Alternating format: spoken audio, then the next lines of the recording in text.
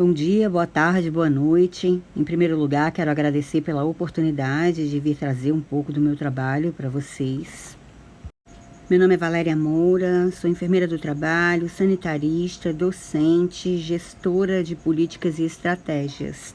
A minha história com a cannabis iniciou há cerca de 7 anos e eu vou contar um pouco dessa história para vocês hoje. Não é novidade para ninguém aqui que a cannabis é uma planta milenar e está entre nós, né? Há registro da existência dela, do seu uso adulto e medicinal muito antes de Cristo, né? Arqueólogos recentemente, a partir de 2013, eles começaram a escavar um cemitério na China e encontraram 10 queimadores de incenso ao lado de 8 corpos. E dentro foi feita uma análise cromatográfica gasosa para entender que substâncias tinham dentro desses queimadores. E foi detectada a presença de CBN, CBD, CBL e também do THC, inclusive em alto nível, alto índice de THC. Segundo eles, isso pode apontar, né, para o uso adulto da planta.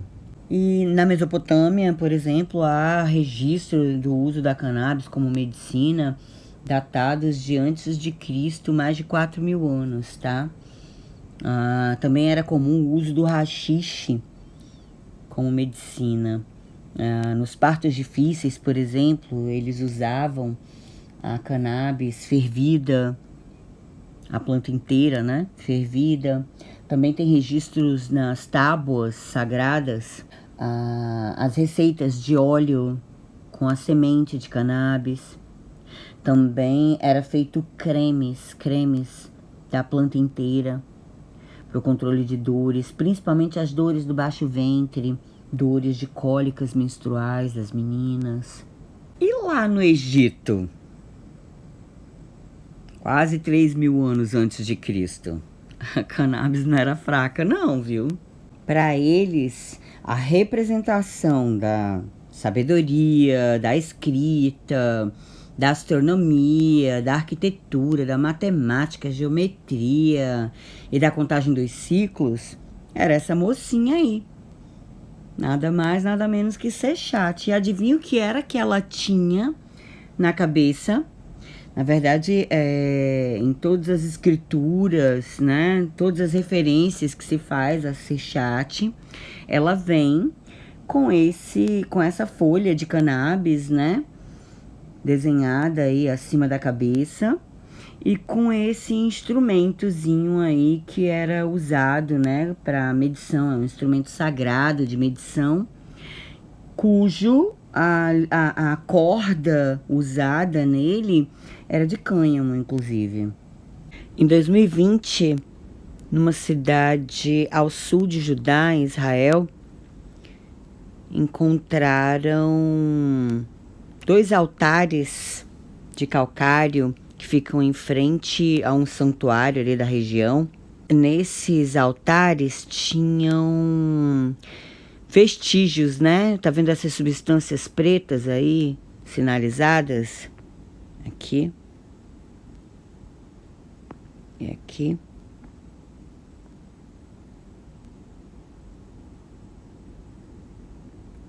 Essas substâncias, elas foram analisadas, né?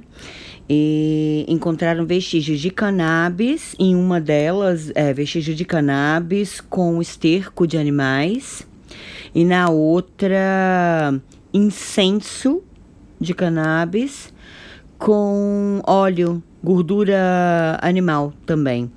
Eles acreditam que essas substâncias de animais era algo usado para ajudar a aquecer a cannabis. Agora vejam que interessante. Estima-se que esses altares têm mais de 8.000 anos antes de Cristo. Logo, a gente reflete, né, acerca das práticas religiosas, como era que eles cultuavam o Altíssimo naquele tempo.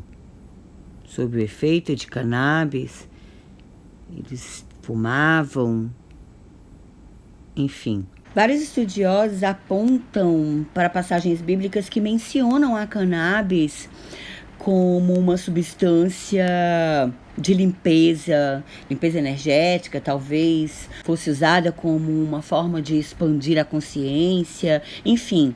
Em Êxodo 30, 22, 23, por exemplo, fala da confecção do óleo da unção, onde a cannabis é apontada como um dos ingredientes.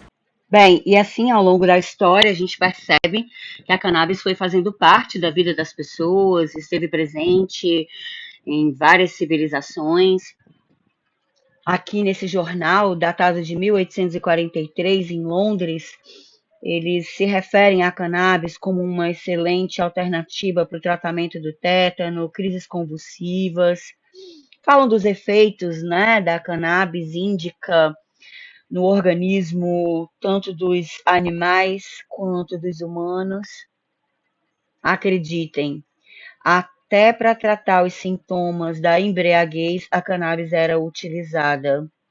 Então, o que os relatos históricos nos trazem é que a cannabis, apesar de ser mencionada em algumas aventuras dos exploradores etnobotânicos, né, ela não era conhecida realmente pelos médicos ocidentais no século XIX, tá? Isso, na verdade, é até o que diz o médico irlandês William Brooke, que viveu na Índia um determinado tempo e teve acesso a esse conhecimento. Na verdade, assim, ele é o grande responsável por levar essa medicina para o Ocidente, né? Na Europa, a cannabis ela não era conhecida, não era mencionada pelos profissionais médicos da época. Esse grande cientista anda inclusive um pouco esquecido, que é extremamente injusto, pois esse cara foi o responsável pelos primeiros ensaios clínicos realizados com cannabis no Ocidente. Aqui eu trago mais algumas referências falando, né, do potencial da cannabis e como ela foi se difundindo como ferramenta terapêutica pela Europa, Estados Unidos, ainda nos anos de 1800 e até a década de 30, nos anos 900, tá? Ela era muito utilizada e comercializada pelas grandes indústrias farmacêuticas. Daí aqui também vou falar um pouco, né, uma referência trazendo acerca da grafia, né, a maldade do ser humano explícita, na verdade eu ia dizer implícita, mas na verdade explícita, né, essa terminologia marihuana, ela não foi um acidente, não foi um acaso. Na verdade, era uma forma de ligar a cannabis, planta, aos mexicanos, né? Que na verdade eles utilizavam, eles consumiam a cannabis. Houve uma caça aos imigrantes mexicanos, porque eles competiam pelo trabalho, né, nos Estados Unidos. E na década da depressão, da grande crise, os empregos estavam escassos, então ali também já começou uma perseguição à planta e veiculada ao uso, né, pelos mexicanos. Na verdade, assim, a proibição da cannabis, ela vem toda com um cunho muito comercial, e isso vocês vão entender quando falar um pouco mais sobre proibicionismo. Bom, documentos históricos não deixam dúvida, né, do uso da cannabis por todas as civilizações. Egito, Grécia, Roma Antiga, Ásia, África, Arábia, América do Sul, América Central. Etan Russo traz isso em praticamente todas as suas obras, né? E aqui mais algumas referências, né, que não deixam também dúvidas do cunho econômico ligado às questões amplas que envolvem o proibicionismo, né? A cannabis ela foi vítima, né, da ação feroz do capitalismo. O cunho comercial envolvendo o proibicionismo está muito claro, né? Lobistas das indústrias farmacêuticas, do álcool, tabaco, papel, algodão, tecido, petróleo, estiveram sempre muito envolvidos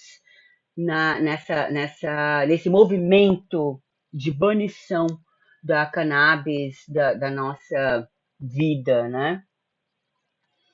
A cannabis ela compete com vários produtos. E hoje nós sabemos que em muito pouco tempo, quem não se apropriar desse conhecimento vai ficar de fora do mercado.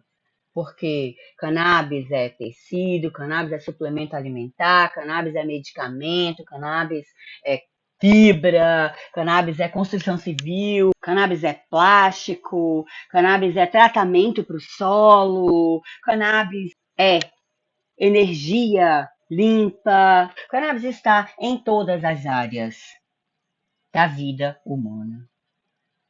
Então, o nosso papel hoje é criar evidências científicas que não deixem dúvida e corroborem com a regulamentação da cannabis em nosso território. Esse é nosso papel. Segundo Siddhartha Ribeiro, a cannabis está para a medicina hoje o que os antibióticos estiveram na Segunda Guerra Mundial. Em função do proibicionismo, estivemos muito tempo olhando apenas para o THC, pois acreditava-se que era o princípio ativo da cannabis. Ledo engano, pois essa planta é riquíssima em compostos. São mais de 500 substâncias diferenciadas. Eu percebo que hoje há também uma inversão. Quando antes olhava-se muito para o THC, hoje olham muito para o CBD. Tanto é que muitas pessoas costumam me buscar, por exemplo, para poder cuidar, se tratar com a cannabis e falam, o canabidiol. Vários cientistas, talvez até muitos de vocês usem esse termo, né, canabidiol, se referindo à terapia canábica ou à cannabis como um todo.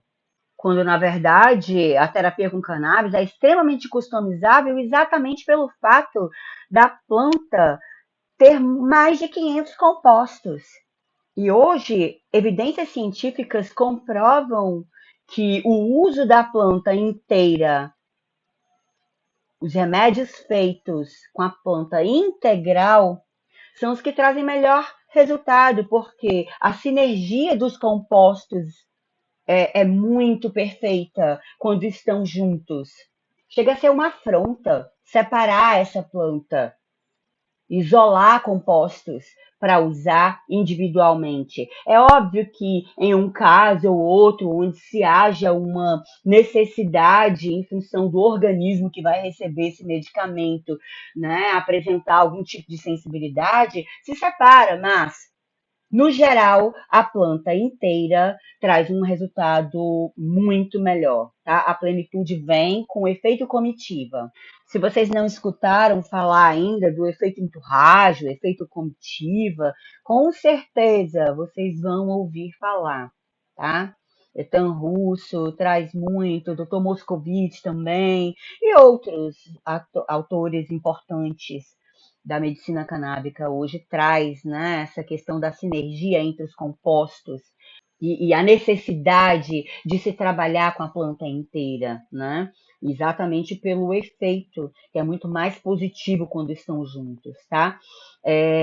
Eu estou trazendo várias referências, gente, de uma coleção, né, que é essa aí, coleção Cannabis, da editora Laszlo. São 3 livros por enquanto, mas na verdade eles já estão traduzindo outros 12, tá? E não existe hoje uma pós-graduação no Brasil tão rica em conhecimento quanto traz esses 3 livros, viu? Imagine quando a coleção estiver completa. Finalmente, olha eu aqui mostrando o rosto para contar para vocês um pouquinho do início dessa história de amor com a cannabis. O ano era 2012.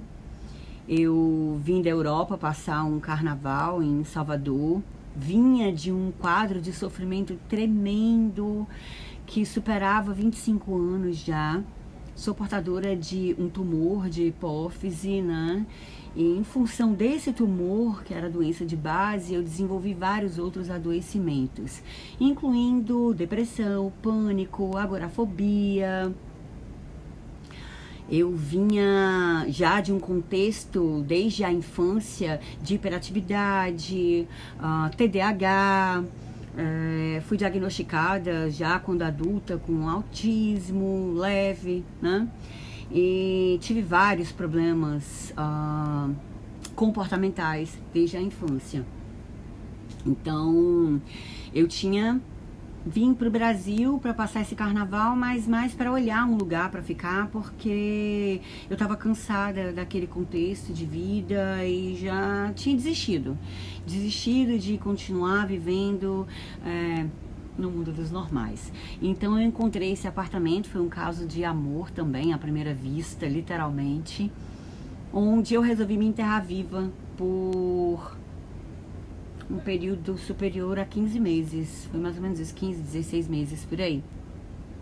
Eu já não conseguia mais ir à rua, estava extremamente disfuncional, aposentada, afastada, né, do trabalho por causa dos adoecimentos.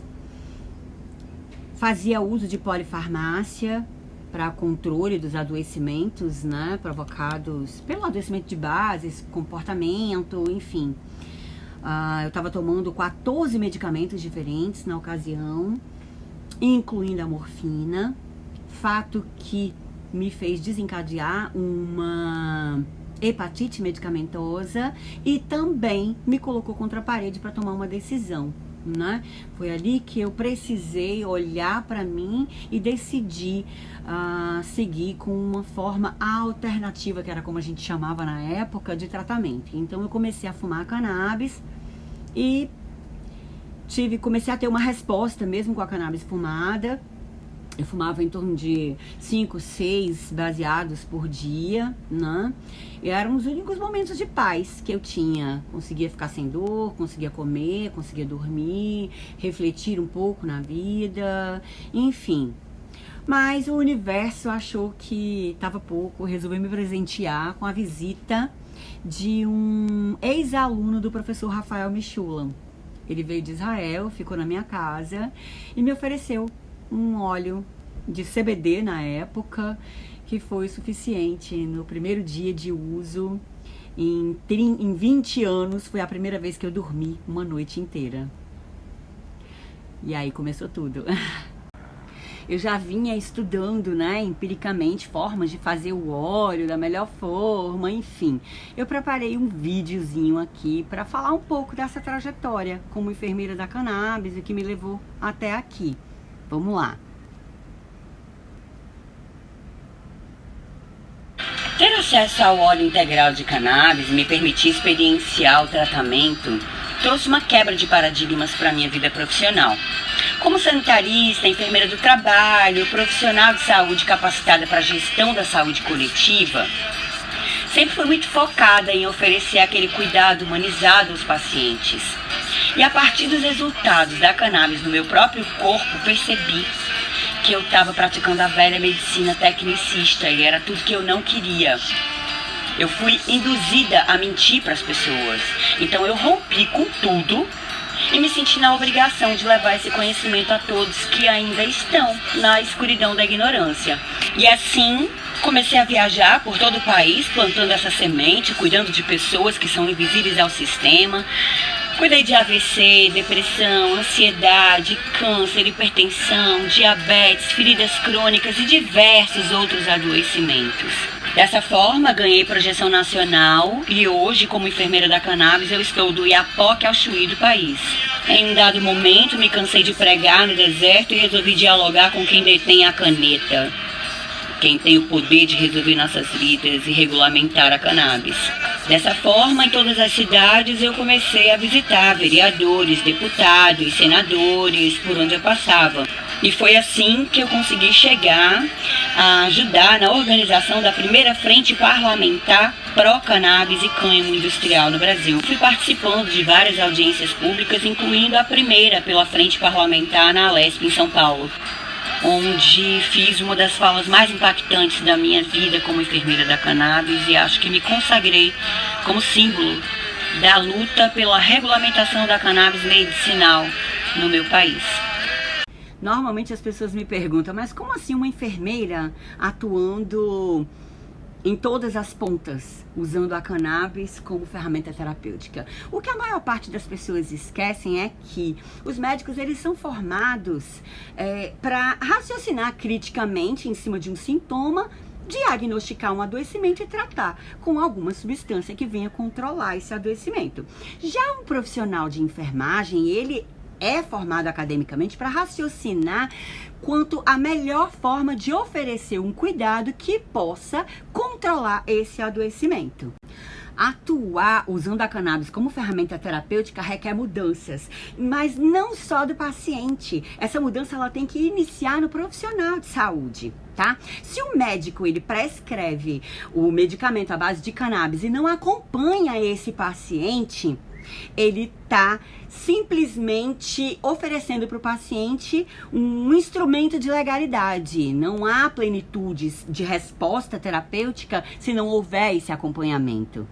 Existem alguns diferenciais nas ementas acadêmicas do curso de enfermagem que coloca esse profissional, para mim, como a primeira opção mais viável para fazer o manejo desse cuidado. Se o cara tem o conhecimento de anatomia, bioquímica, nutrição, fisiologia, genética, propedêutica clínica, histologia, aprazamento de medicamentos, semiologia, semiotécnica, administração do cuidado holístico, administração de medicamentos, tudo vai ficar mais fácil.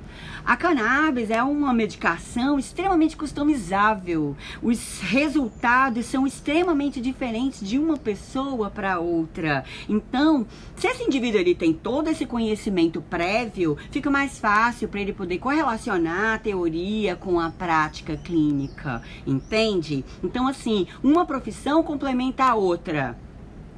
Médicos e enfermeiros precisam estar unidos no acompanhamento desse paciente dentro da terapêutica até o momento que esse indivíduo se entenda dentro da terapia e comece a seguir sozinho o seu caminho.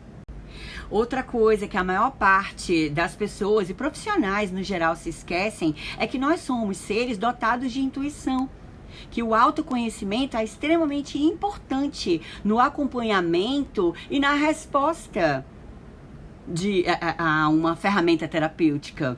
Compreende?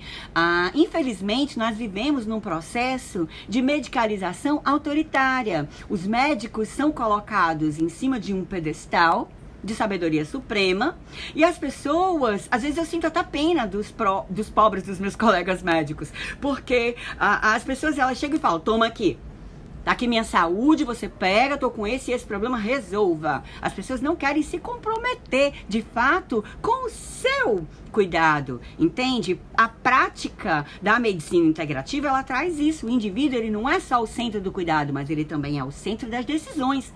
Nós temos que colocar esse indivíduo para aprender novamente a trabalhar com a sua intuição, a se olhar de fora, a se entender, a ver as respostas do seu corpo. A jornada da cannabis, ela traz muito dessa coisa da intuição também. Correlacionar toda a minha experiência clínica nos anos de prática como sanitarista, olhar para os fitocannabinoides e a sua proposta terapêutica, as possibilidades terapêuticas que eles me trazem, né? Que são várias, me fez olhar para a cannabis como uma possibilidade, uma ferramenta terapêutica capaz de tratar a Covid-19. E assim foi que o primeiro paciente com Covid-19 grave bateu em minha porta. Na verdade, foi também uma forma muito intuitiva. Esse paciente era meu irmão, ele estava com mais de 50% do pulmão acometido, internado numa UTI, e eu, numa medida desesperada, na tentativa de salvar o meu irmão, iniciei o processo de administração do THC, né, do óleo integral de cannabis rico em THC. Tá? Eu já vinha tratando meu pai para fibrose pulmonar com bastante sucesso, e eu pensei, caramba, se eu posso cuidar do meu pai com fibrose pulmonar e eu tô tendo uma boa resposta, por que não? usar a cannabis, né, para cascata de citocina, um anti-inflamatório potente, um bactericida potente, enfim, olhei para as várias propriedades da cannabis e pensei, por que não tentar, já que havia uma possibilidade tão grande de perdermos o meu irmão. Então, entramos com o tratamento e os resultados superaram nossas expectativas. Lógico que a gente acreditava na planta e sabia que de alguma forma ela ia trazer benefícios. Eu vou trazer um vídeo onde o Wesley, que é o paciente, participou de uma live contando, né, a história dele, para que vocês possam ver. E agora também vou mostrar aqui um pouco dos resultados, né? A primeira tomografia com 25% de acometimento no dia 30/7/2020. 2 dias depois disso, nós temos uma outra tomografia com mais de 50% de pulmão acometido, né? No dia 2/8/2020. Ou seja, ele piorou muito rápido. E aí a surpresa mor, né? No dia 11/8, nós temos uma tomografia com menos de 10% de acometimento. Não podíamos esperar isso. Imaginávamos que teríamos em torno de 40% de acometimento. Inclusive, essa tomografia de controle não era nem para ser feita. Mas fizemos, porque ficamos tão empolgadas com a melhora súbita do paciente, né? Em 4 dias, ele já estava na enfermaria e logo depois em casa. Então, precisávamos reunir documentos que pudessem comprovar a eficácia do tratamento. Foi detectado, né, no caso, a infecção, né, pelo Covid-19 em 2020. A primeira atendimento, o médico não me passou nenhum medicamento, só pediu para que eu ficasse em casa e caso sentisse alguma alteração mais grave, voltasse ao hospital. Após o 10º dia, eu fiz a primeira tomografia, né, e nessa primeira tomografia, apesar de eu não sentir nada, eu não sentia falta de ar, não sentia cansaço, passei a sentir após o 5º dia foi a falta de paladar, né? Paladar e olfato eu perdi, né? Fiquei por 40, 60 dias mais ou menos para voltar ao normal, o meu paladar e o meu olfato, né? Após eu ser curado, né? Eu fiz a primeira tomografia, constatou que eu estava com 25% do pulmão comprometido. Voltei para casa, o médico falou que isso era normal, que estava tudo certo, né? Que não precisava me preocupar, que isso era um quadro normal do Covid. Isso foi numa sexta-feira, né? Passei sexta-feira bem, até porque ele me encheu de medicamento lá na veia, né? Então, assim, eu fiquei achando que estava tudo certo. Fui para casa, na madrugada de sábado para domingo, né? Que eu inteirei o 13º dia da doença. O médico, voltei ao médico, né? Por conta que eu passei a noite toda tendo febre constante, chegando a 39 graus, e eu tomando dipirona de 500 miligramas, né? De 6 em 6 horas, e a febre era incessante, entendeu? Muito alta a febre. E aí, para ajudar a controlar a temperatura, eu associava, né, a dipirona junto com banho frio, para poder baixar, né, a alta temperatura do meu corpo. Voltei no médico no domingo, né? E domingo, quando o médico fez novo exame de tomografia, né? Uma TC, né? Já constatou nesse exame que meu comprometimento pulmonar tinha chegado a 50%. Os leucócitos já estavam em 20 mil, né? Estava bem alterado os leucócitos. E aí foi quando eu tive a notícia, né? De que eu não poderia voltar para casa. Fiquei internado durante 8 dias, né? Desses 8 dias, foram 3 dias na UTI. Né, o protocolo, fui direto para a UTI. No primeiro dia de internação, né, eu comecei com os antibióticos. No 2º dia, eu comecei a tomar o THC, né, o espectro a 10%. Tomava, a princípio, eu comecei tomando 5 gotas de 8 em 8 horas.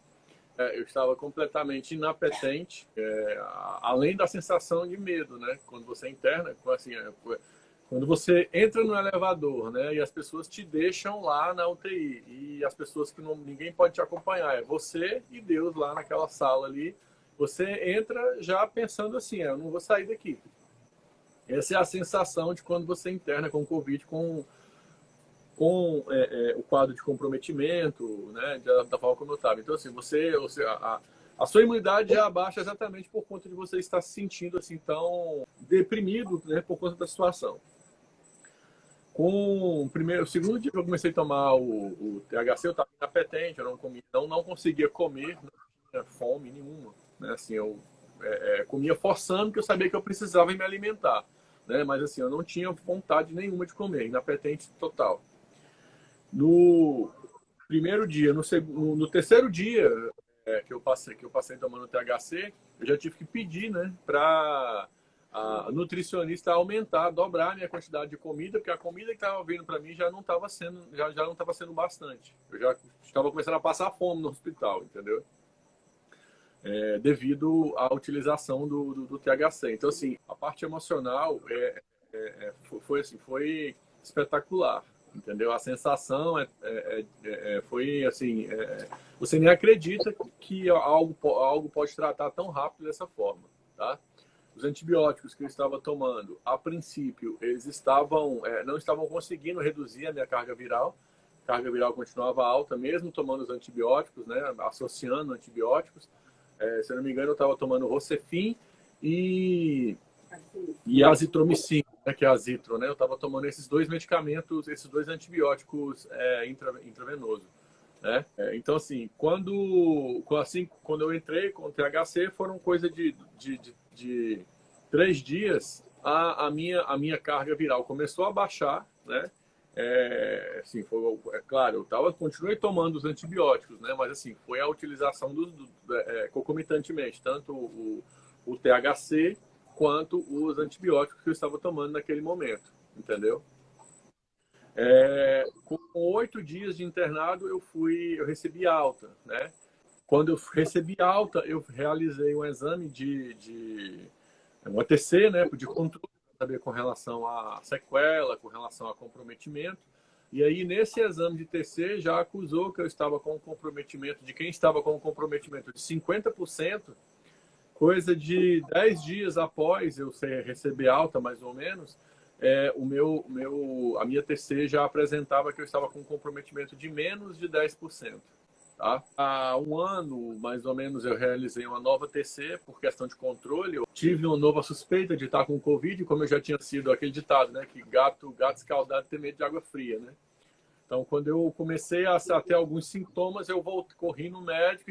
Aí o médico solicitou e, graças a Deus, não apresentou nada. O que apresentou foi uma sequela da época da Covid, mas uma sequela, o médico disse que poderia ser uma sequela, onde apresentou no meu pulmão uma mancha de 7 milímetros, é uma coisa pequena, né? Nesse exame que eu fiz agora há um ano atrás, entendeu? Só que ele não estava calcificado, entendeu? Então, assim, falou que provavelmente o organismo ainda iria absorver essa mancha, entendeu? Mas algo bem mínimo, entendeu? Eu não sinto nada, minha vida é normal, não tenho nenhum tipo de sequela, corro, faço atividade física, entendeu? Eu tenho hoje 42 anos. Então, por uma questão de saúde, eu sempre permaneci fazendo, né, atividade física, e agora eu intensifiquei um pouco mais, entendeu? Melhorei um pouco mais na alimentação. E é isso, foi isso que aconteceu, entendeu? Após o sucesso do tratamento desse paciente com cannabis, eu comecei a ser requisitada por vários pacientes no Brasil inteiro, comecei a ser indicada e procurada por médicos, inclusive, para internar pacientes em casa. Assumi o risco juntamente com outros vários profissionais e acabei adquirindo uma grande experiência, uma grande prática clínica. E foi possível, né, a partir daí, perceber alguns padrões que se repetiram muito nesses mais de 250 pacientes que eu consegui acompanhar. Os padrões que mais me chamaram a atenção foi o aumento da oximetria, o controle emocional, o apetite, a dor e a prostração, que nas primeiras 48 horas era incrível, a melhora mais de 50%. Deixa eu ver se eu estou fazendo certo. Eu coloco as 5 gotas embaixo da língua dele, aí tem que ficar lá ou ele pode engolir? Após 2 horas dessa mensagem, faz uns 40 minutos que eles comeram e os dois tomaram sopa de ervilha com músculo. E comeram bem, viu? 4 horas após, essa segunda mensagem. Valéria, meu irmão ainda teve aquelas crises de tosse. E mesmo assim, com a crise de tosse, a saturação dele está mantendo 90, né? Antes ele tinha crise de tosse e ia para 85, 86, chegou a 81, né? Mas agora tá mantendo, tá bom? O Leandro ele dormiu bem à noite. Teve uma crise de tosse, mas aí eu usei o Aerolin, né, que a doutora tinha mandado. E de resto, dormiu bem, foi bem à noite. Não tem nenhuma queixa. E meu pai também não tem nenhuma queixa não. Dia 30 de abril, 3 dias após o início do óleo. Eu não precisa nem falar isso. Ele já tá andando pra cima e pra baixo, fazendo barba, já tá. Só não liberei ele pra dar na casa inteira. Mas aqui onde tá os quartos aqui, eu já falei, ele já tá, sobe, desce, ele vai no banheiro sozinho, já tomou conta da vida dele de novo. Só pediu pra descer, eu falei que não podia descer ainda não. Porque tem escada, né? Mas ele tá aqui, vai no banheiro, vem aqui, olha meu irmão, tá aqui. Esse bebê iniciou o tratamento no dia 15 de janeiro de 2021. No dia 21 de janeiro, eu recebi a seguinte mensagem. Oi, Valéria, tentei entrar em contato com você, que eu estava aqui com a doutora Vivian, a pediatra que estava acompanhando ele. É o seguinte, ela me informou que ele está curado da Covid, que inclusive ele já seria devolvido para o hospital de origem, porque ele só está aqui, na verdade ainda, porque o RT-PCR ainda deu positivo, mas ele não tem nenhum problema, nenhuma complicação do Covid, tá? Ou seja, ele teria alta, mas o hospital que receberia ele não está querendo receber por conta do RT-PCR positivo. Mesmo o hospital aqui de infecto dizendo que ele não precisa tá internado aqui, o hospital de lá não está querendo receber. O problema é que ele não come pela boca, então ele precisaria de uma traqueostomia, que lá faria, mas que aqui não faz. E aí o hospital daqui está em contato com o hospital de lá para tentar transferir e resolver esse problema. Então, eu acho que até a dose do canabidiol que você recomendou de 5%, né? 2 gotas 3 vezes ao dia, talvez você reduziria. E aí a médica falou, como eu não entrei em contato, não consegui falar com você, ela falou para quando eu falar com você, eu colocar no prontuário e ela vai seguir suas instruções. Bem, pessoal, então vou parando por aqui, é isso. Eu tenho muitos outros relatos, cada um mais incrível que o outro. Pede para a Pro Micheline para eu voltar e mostrar isso para vocês. Grande beijo e obrigada pela oportunidade.